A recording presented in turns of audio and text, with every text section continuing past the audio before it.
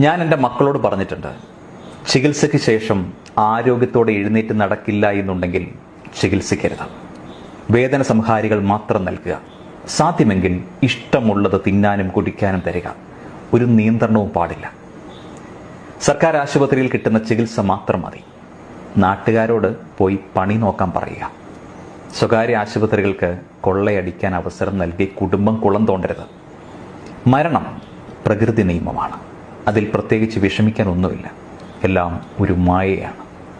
വൃദ്ധരെ ICUവിൽ കിടത്തി കുടുംബത്തെ കൊള്ളയടിക്കാൻ വൈദ്യ സമൂഹത്തെ അനുവദിക്കരുത്.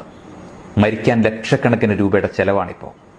വാർദ്ധക്യം കൊണ്ട് ജീർണിച്ച ശരീരം ജീവിതം മതി എന്ന അടയാളം കാട്ടുമ്പോഴും വിടിയല. ആഹാരം അടിച്ചു കലക്കി മൂക്കിൻ കുഴലുകൾ ഇറക്കി ഉള്ളിലേക്ക് അങ്ങ് ചെലുത്തും. ശ്വാസം വിടാൻ വയ്യാതെ തൊണ്ടയിലൂടെ ധാരമിട്ട് അതിലൂടെ കുഴലിറക്കി ശ്വാസം നിലനിർത്തും.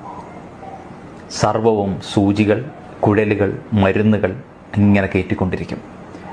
മൂക്കിൽ കുഴലിട്ട് പോഷകാഹാരങ്ങൾ കുത്തിവെച്ചാലും കുറച്ച് നാൾ കൂടി മാത്രമേ ജീവന്റെ തുടിപ്പ് നിലനിൽക്കുകയുള്ളൂ. കഠിന രോഗബാധിതനായി മരണത്തെ നേരിൽ കാണുന്നതുവരെ അവസാന നിമിഷം നീട്ടിവെക്കാനായിട്ട് ICUവും വലിയ വെന്റിലേറ്ററും പ്രവേശിപ്പിച്ച് കഷ്ടപ്പെടുത്തേണ്ടതുണ്ടോ? രക്ഷയില്ലെന്ന് കണ്ടാൽ സമാധാനമായി പോകാൻ അനുവദിക്കുകയല്ലേ വേണ്ടത്.